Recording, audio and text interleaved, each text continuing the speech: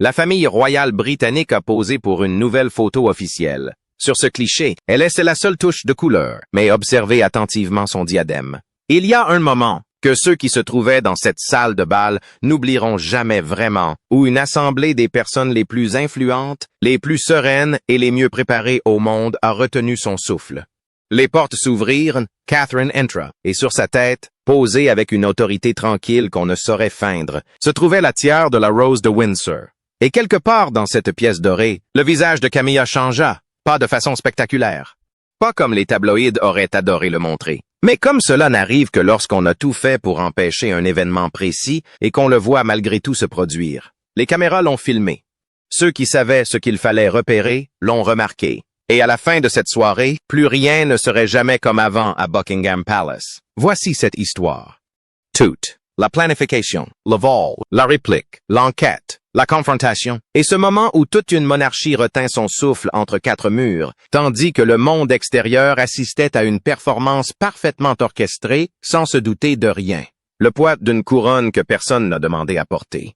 Avant d'aborder la salle de bal, avant de parler du diadème, du vol et de la commande d'une réplique qui a révélé jusqu'où l'on était prêt à aller, il nous faut comprendre les véritables enjeux de cette soirée.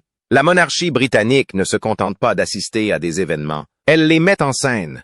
Chaque élément d'une cérémonie officielle, les compositions florales, la disposition des sièges, le moment précis où chaque personne entre dans une pièce, l'ordre des poignées de main, la distance entre les personnes sur une photographie. Chaque détail est une forme de communication, un langage entièrement exprimé par les images.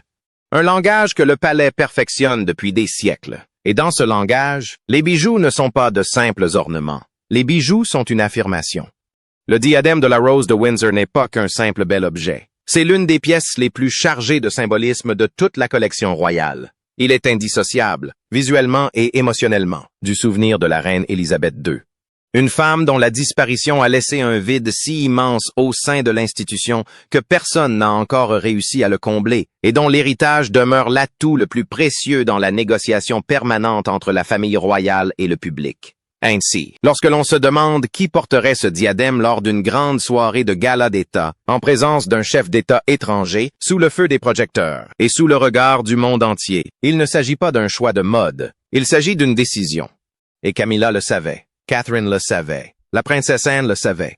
Et quelqu'un qui avait des ressources, des contacts et une détermination qui devrait inquiéter tous ceux qui se soucient des valeurs que cette institution est censée représenter, a décidé que ce verdict devait être contrôlé. Une demande qui n'en était pas vraiment une, si ce n'est que le terme « invitation » est totalement inapproprié. Les personnes présentes la décrivent moins comme une demande que comme une exigence.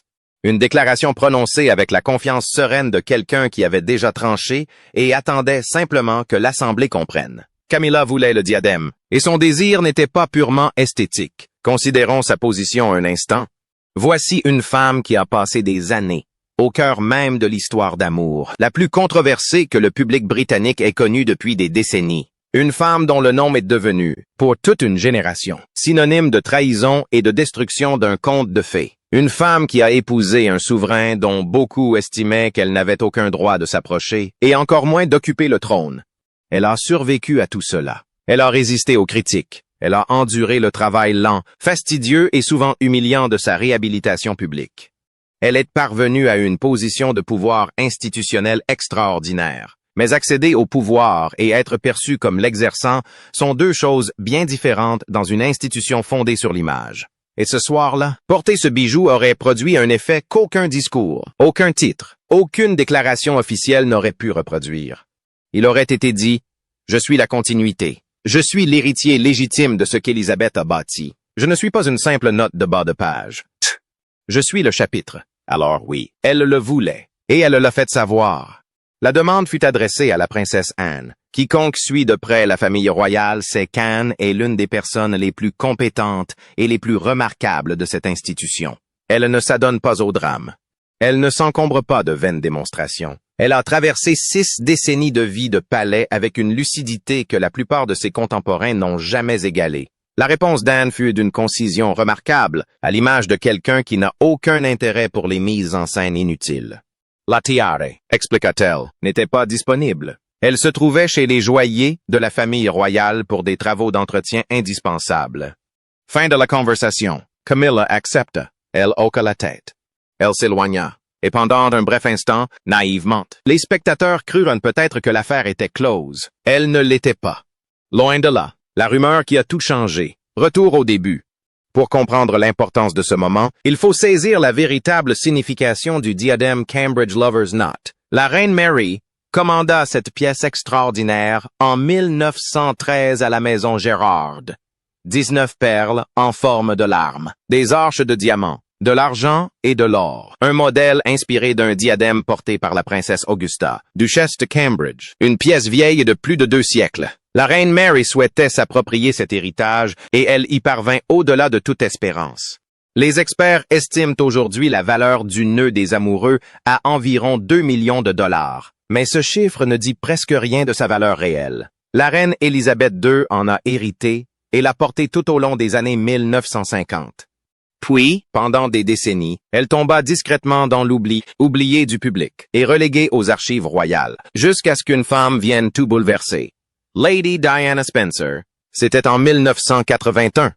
Un mariage de conte de fées, le monde entier sous les projecteurs, et d'une reine qui, en guise de cadeau de mariage, confia l'une des pièces les plus précieuses de sa collection à une jeune femme qui ignorait à quel point elle se l'approprierait. Diana porta le diadème Lover's Knot lors de banquets d'État, de visites royales à Hong Kong et en Arabie Saoudite, de réceptions diplomatiques et d'inaugurations parlementaires. Elle le porta si souvent, avec tant d'éclat, que le diadème cessa d'appartenir à l'histoire pour devenir le sien.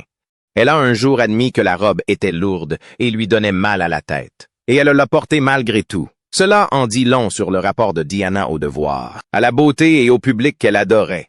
À la mort de Diana en 1997, le diadème retourna dans le coffre-fort. Pendant près de 18 ans, personne ne le porta, comme si le palais lui-même était en deuil, comme si le fait de le poser sur une autre tête constituait une trahison. Puis Catherine le porta. Celle qui a osé le porter. 18 ans après la mort de Diana, Catherine, duchesse de Cambridge, est arrivée à la réception diplomatique annuelle au palais de Buckingham coiffée du diadème Cambridge Lovers' Knot. L'accueil fut enthousiaste. Internet ne s'est pas contenté de le remarquer. Internet s'est enflammé. Les comparaisons avec Diana ont inondé les réseaux sociaux en quelques minutes. Des photos côte à côte. La même tiare. 2 femmes, 2 époques. La ressemblance, une élégance, en présence, dans la façon dont elles semblaient porter quelque chose qui les dépassait, était indéniable. Mais voici un point important que beaucoup ignorent à propos de ce moment. Catherine n'agissait pas de façon imprudente. Elle ne faisait pas une déclaration audacieuse et provocatrice. Elle accomplissait en réalité un acte qui exigeait une intelligence émotionnelle considérable. Elle reconnaissait l'héritage de Diana tout en affirmant le sien. Elle l'a porté à plusieurs reprises depuis. Au banquet d'État espagnol de 2017, à la réception diplomatique de 2018, la réception diplomatique de 2019. Chaque apparition a fait les gros titres. Chaque apparition a suscité des comparaisons. Et à chaque fois, Catherine le portait avec la confiance tranquille d'une femme qui comprend parfaitement ce qu'elle porte en elle. Puis vint la pandémie. Puis vint le diagnostic de cancer début 2024. En janvier, j'ai subi une importante opération abdominale à Londres et à l'époque, on pensait que mon affection était bénigne. L'opération a été un succès. Pendant près de 2 ans, le nœud d'amour est resté inutilisé et le monde a attendu. Juillet 2025. Château de Windsor. Le banquet d'État français. Catherine fit son entrée dans la pièce vêtue d'une somptueuse robe Giovanni rouge carmin à cape et coiffée du diadème nœud d'amour de Cambridge. Une première depuis des années. Sur Internet, l'enthousiasme débordant était palpable. La réaction fut empreinte de soulagement, d'émotion et de joie. Brigitte Macron, épouse du président français, a personnellement salué l'élégance de Catherine. La presse spécialisée a salué cet événement comme l'un des moments marquants de la mode royale de la décennie. 2 mois plus tard, septembre 2025, le banquet d'État américain en l'honneur du président Donald Trump. Catherine de nouveau, cette fois-ci vêtue d'une robe en dentelle dorée, et toujours avec son diadème. Le président Trump lui aurait dit qu'elle était radieuse, en pleine forme et d'une beauté resplendissante. Le prince William était assis à proximité. La reine Camilla était assise à proximité. Et sur la tête de Catherine, le diadème de Diana. Imaginez un instant cette image. Réfléchissez-y vraiment. Une reine sous le regard vigilant de tous. L'accession au trône de Camilla ne fut pas le conte de fées que beaucoup imaginaient pour une reine. Ce fut une histoire marquée par les cicatrices du passé, une couronne portée dans l'ombre de la controverse, plutôt que dans la joie. Pendant des décennies, elle a été considérée comme la maîtresse, la responsable du chagrin d'amour de Diana, princesse de Galles. Les journaux l'ont ridiculisée. Les commentateurs télévisés disséquaient chacun de ses gestes, et les caricatures la représentaient comme une intruse ayant volé ce qui ne lui revenait pas de droit. Cette réputation lui collait à la peau comme une fumée, impossible à dissiper complètement. Même une fois la couronne posée sur sa tête. Son couronnement en 2023 pouvait passer pour une victoire, mais pour Camilla, il s'apparentait davantage à une trêve fragile. La bénédiction de la reine Élisabeth II lui avait ouvert la voie, lui conférant une légitimité aux yeux de la tradition. Pourtant, la légitimité ne saurait se substituer à l'amour. Les foules se rassemblèrent, les cérémonies furent grandioses, et l'histoire l'inscrivit comme reine consort. Mais dans les regards discrets du public, on percevait une hésitation. Les applaudissements qu'elle recevait sonnaient souvent davantage comme une marque de politesse que comme une véritable admiration. Et lorsqu'elle se tenait aux côtés de Charles, une partie de la réponse résidait dans le souvenir impérissable de Diana. Son image n'a jamais été ternie par le temps. Pour beaucoup, Catherine, princesse de Galles, est devenue l'écho de Diana, gracieuse, compatissante et adorée. À l'inverse, Camilla paraissait plus rigide, plus froide, son charme incapable de susciter la même chaleur. C'était une comparaison à laquelle elle ne pourrait jamais échapper, un rappel constant que si les couronnes se héritent, l'affection, elle, se gagne. La monarchie ne repose ni sur l'or ni sur les bijoux, mais sur l'image qu'on se fait d'elle. Et pour Camilla, l'image qu'on se fait d'elle était son pire ennemi. Chaque sourire semblait mesuré, chaque geste calculé, comme si elle-même savait la fragilité de sa couronne. Mais une reine peut-elle survivre quand ses sujets ne la reconnaissent jamais vraiment comme leur souveraine? Restez avec nous. Ce n'est que le début. La maison au secret est bien gardée. Pour la plupart des gens, une retraite à la campagne est simplement un lieu pour respirer, pour se soustraire au poids des responsabilités. Pour la reine Camilla, ce lieu était Raymil House, un vaste domaine niché dans le Wiltshire, acquis dans les années 1990, bien avant son mariage avec Charles. Pour elle, c'était plus qu'une simple demeure. C'était un sanctuaire, un refuge où elle pouvait se défaire de la rigidité des conventions royales. Pourtant, aux yeux des critiques, Raymil devint tout autre chose. Contrairement à Buckingham Palace ou au château de Windsor, Raymil était un havre de paix, à l'abri des regards indiscrets. Ce secret alimentait les soupçons. Pourquoi s'y accrochait-elle avec autant de ferveur? Même après avoir accédé au faste de la vie royale? Pourquoi avoir choisi la campagne plutôt que les palais chargés d'histoire? Pour beaucoup, elle semblait vivre dans un monde parallèle, un pied au sein de la monarchie, l'autre résolument en dehors. Au fil des ans, les rumeurs se sont accumulées comme des nuages d'orage. Des histoires circulaient sur des dîners privés organisés là-bas, longtemps après son mariage avec Charles. Des politiciens y étaient discrètement invités. Des invités influents s'introduisaient discrètement. Pour les partisans, il s'agissait de simples réunions mondaines. Mais pour les détracteurs, c'étaient des signaux d'alarme.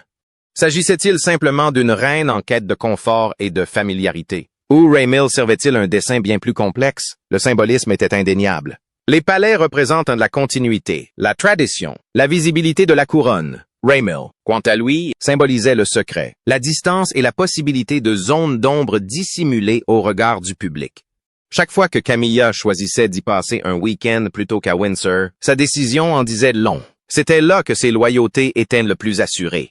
Puis, au fil des années, le contraste s'est accentué jusqu'à devenir incontournable et a fait le tour du monde. Parallèlement, la préférence de Camilla pour Raymil donnait l'impression d'une reine distante, se détournant de son peuple. Le domaine ne semblait plus un refuge paisible. Aux yeux du public, il ressemblait désormais à un coffre-fort à secrets, un lieu où les drames cachés de la monarchie pouvaient se dévoiler. Une seule maison pouvait-elle vraiment porter un tel poids? Des murs de pierre et des jardins paisibles pouvaient-ils devenir le théâtre de murmures menaçant une couronne? La réponse, comme les événements allaient le prouver, était bien plus troublante que quiconque ne l'avait imaginé. Accrochez-vous bien. Vous ne voudrez pas manquer la suite. La question que tout le monde se pose. Et voici la question qui hante Camilla depuis le jour où elle est devenue reine consort. Pourquoi n'a-t-elle jamais porté le nœud d'amour? Elle est reine consort. Elle a accès à l'intégralité de la collection de bijoux royaux. Le roi Charles III, qui en est désormais le propriétaire, est son époux. Si une personne au monde a le pouvoir de choisir le diadème qu'elle porte, c'est bien Camilla. Et pourtant, pas une seule fois. Pas une seule fois. Pas même une rumeur de tentative. La réponse des commentateurs royaux est claire et simple. Camilla est assez intelligente pour le savoir. Elle a ses bijoux préférés, le diadème Greville, le Delhi Durbar, le diadème de saphir belge et, plus récemment, le kokoschnik de la reine Alexandra, qui scintille de plus de 400 diamants. En novembre 2025, elle a arboré pour la première fois le kokoschnik Greville Emerald lors d'une réception diplomatique. Au banquet d'État qatari de décembre 2025, elle portait une autre pièce somptueuse de la collection. Camilla a l'embarras du choix. Elle ne convoite pas le diadème de Diana, de toute évidence. Elle est parfaitement heureuse, mais c'est là que l'histoire se complique. Car être pleinement satisfait et ne jamais y avoir songé sont deux choses différentes. Et les murs d'un palais, aussi épais soient-ils, ont toujours laissé filtrer certains murmures. Que s'est-il passé à Windsor? Des sources royales, et c'est là que l'histoire prend une tournure qui vous laissera perplexe, ont indiqué qu'une conversation a eu lieu. Ni demande formelle, ni lettre, ni pétition officielle transmise par les voix du palais. Une simple conversation. Il semblerait qu'à un moment donné en 2025, avant un événement d'État important, la question de l'union amoureuse ait été évoquée dans l'entourage de Camilla. Pas nécessairement par Camilla elle-même, et cette distinction est capitale, mais par ses conseillers, par ceux qui, dans son entourage, gèrent son image publique, son emploi du temps et ses choix vestimentaires. Le raisonnement, semble-t-il, était le suivant. Catherine se retirant de ses fonctions publiques pendant sa maladie et la tiare restant inutilisée, une opportunité se présentait. Un choix pratique. Les cérémonies officielles exigent des diadèmes. Le nœud d'amour est magnifique. Et peut-être qu'avec le temps, grâce à la bienveillance et à l'engagement public de Camilla, l'association avec Diana s'est atténuée. Cette conversation serait parvenue jusqu'à la princesse Anne. Pourquoi la princesse Anne? On pourrait se demander, pourquoi la princesse Anne aurait-elle son mot à dire? Elle ne gère pas le coffre-fort. Elle ne gère pas la garde-robe royale. Elle n'est pas dans l'ordre de succession et n'a donc aucun pouvoir administratif sur la collection de bijoux. Mais l'influence de la princesse Anne au sein de la famille royale repose sur des principes tout à fait différents. Elle est la membre de la famille royale la plus active. Elle remplit chaque année plus d'engagements officiels que presque tous les autres membres. Elle n'a aucune patience pour les drames, aucun intérêt pour la politique et aucune tolérance pour ce qu'elle considère comme des complications inutiles. Au fil de décennies de service auprès de la famille royale, elle a acquis une autorité discrète que même les rois respectent. Elle aimait aussi Diana. C'est un détail que le public oublie ou néglige souvent. La relation entre Anne et Diana était complexe, comme le sont souvent les relations familiales. Elles différaient par leur tempérament, leur façon d'aborder les choses et leur conception du rôle de chacune. Mais Anne protégeait aussi farouchement Diana d'une manière qui restait rarement sous les feux des projecteurs. Elle a été témoin de ce qui est arrivé à Diana. Elle a vu le mariage, les médias, le chagrin et, finalement, la tragédie. Et jamais, pas une seule fois, elle n'a traité la mémoire de Diana avec moins de dignité qu'elle ne le mérite. Quand Anne eut vent de cette conversation, de ce murmure confidentiel concernant le lien amoureux, elle ne répondit pas par les voies hiérarchiques. Elle ne rédigea aucune note. Elle ne programma aucune réunion. Elle aurait immédiatement, sans embâge, exprimé sa position. La réponse fut négative, un refus qui résonne encore à travers l'histoire. Prenez un instant pour bien comprendre ce que cela signifie. La princesse Anne ne fait aucune déclaration publique concernant les affaires internes du palais. Elle ne s'implique pas dans les querelles familiales royales qui font les choux gras de la presse à scandale.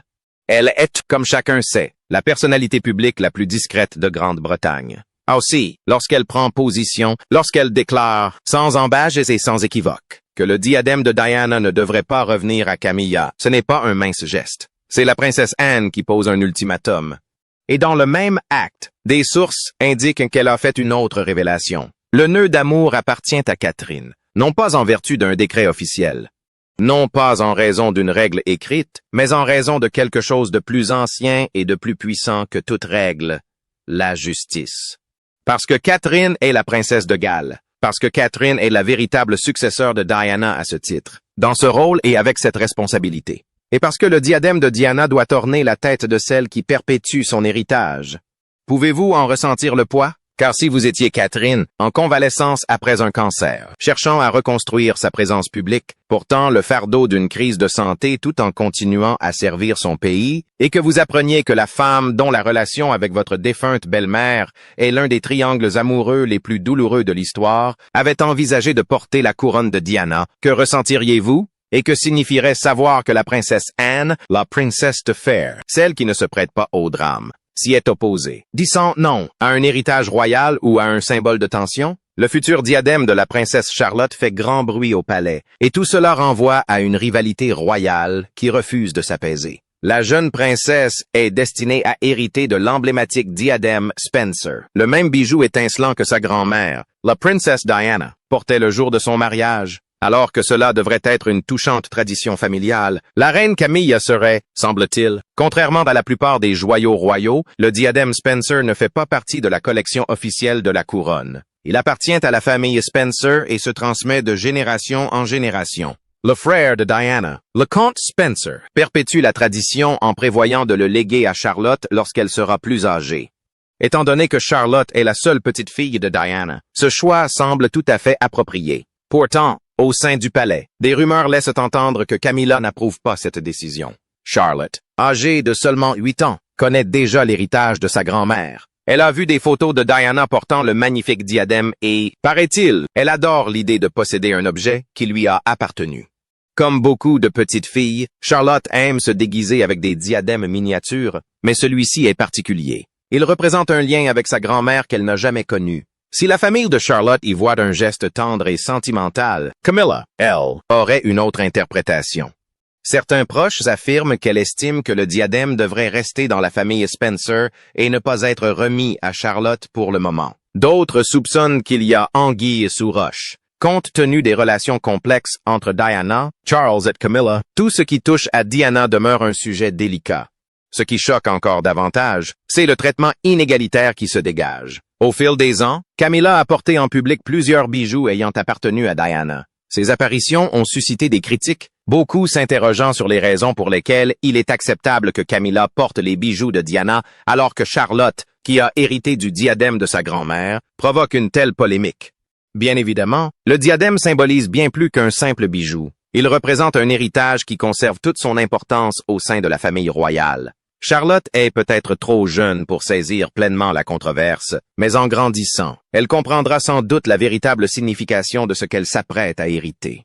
Mais la question demeure, comment la princesse Charlotte gérera-t-elle cet héritage, sachant que le passé continue de peser sur la famille royale? Camilla, les bijoux et la réaction du public. Abordons maintenant ce qui a véritablement enflammé l'opinion publique. Car ce qui s'est passé dans les années qui ont suivi la mort de Diana, notamment concernant les bijoux que le public associait profondément à la princesse, a cristallisé les sentiments de l'opinion publique à l'égard de Camilla Parker Bowles. Remettons les choses dans leur contexte. Camilla Parker Bowles était déjà la cible de la haine publique bien avant la mort de Diana. La liaison, que Charles lui-même a reconnue dans le tristement célèbre documentaire de Jonathan Dimbleby, en 1994, avait fait d'elle la cible de la fureur publique. Lorsque Diana a donné cette interview poignante à Panorama en 1995 et a évoqué le fait qu'ils étaient 3 dans ce mariage, Camilla est devenue, dans l'imaginaire collectif, la brisseuse de fées. La mort de Diana a renforcé ce sentiment. Pour beaucoup, non seulement en Grande-Bretagne, mais dans le monde entier, Camilla était la méchante de l'histoire. Et cela signifiait que chaque fois que Camilla était vue en public portant des bijoux qui ressemblaient, même de loin, à ceux portés par Diana, la réaction était viscérale. Or, c'est là qu'il faut être très prudent, car 2 choses complètement différentes ont été amalgamées dans le débat public. Premièrement, Camilla porte des bijoux de la couronne, des pièces qui n'ont jamais appartenu à Diana, mais qui lui ont simplement été prêtées lorsqu'elle était princesse de Galles. La couronne était parfaitement en droit de les prêter à la prochaine membre féminine de la famille royale. Juridiquement, cela ne pose aucun problème, même si la question a suscité une vive émotion auprès du public. Deuxièmement, Camilla porte des bijoux qui apparaissent sur des photos où Diana les porte également, sans que la chaîne de possession de ces bijoux soit publiquement documentée. Le diadème Cambridge Lover's Knot est l'exemple le plus choquant de la première catégorie. Diana l'a porté à plusieurs reprises. Après sa mort, il a réintégré la collection de la couronne. Kate Middleton l'a porté des dizaines de fois depuis. Camilla l'a également porté à certaines occasions. Est-ce controversé? Émotionnellement, pour beaucoup, oui. Juridiquement, non. Ça a toujours été une propriété de la couronne. Mais il y a aussi les autres éléments. En 2005, année du mariage de Charles et Camilla, les observateurs royaux, fins connaisseurs de l'histoire des bijoux de Diana, ont remarqué une ressemblance frappante lors des engagements officiels de la famille royale. Camilla portait une broche en perles et diamants qui ressemblait étrangement à une pièce que Diana avait arborée sur plusieurs photos au début des années 1990. Elle a également été photographiée avec un bracelet dont la fabrication et le style étaient, selon les historiens de la joaillerie, quasiment identiques à une pièce issue, selon eux, de la collection personnelle de Diana. Sur une photographie prise lors d'une réunion royale privée, obtenue et publiée ultérieurement par un correspondant royal britannique. Camilla portait un bijou que 3 experts en joaillerie indépendants, après avoir examiné l'image, ont jugé semblable à une pièce qu'ils avaient répertoriée dans la collection personnelle de Diana. Mais s'agissait-il bien du même bijou? C'est là que l'histoire se complique. Sans accès aux pièces elles-mêmes pour un examen physique, et sans que les inventaires officiels ne soient rendus publics, les experts ne peuvent être que constater une ressemblance frappante. Le design correspond, la fabrication est cohérente, la chronologie concorde. Ce n'est pas une preuve, mais ce n'est pas négligeable non plus. La joaillière et historienne royale Leslie Field, auteure de l'ouvrage de référence sur les joyaux de la couronne et les collections de bijoux royaux, avait souligné dans des entretiens avant sa mort d'importantes lacunes dans les archives publiques, concernant les bijoux personnels de Diana et leur sort après 1997.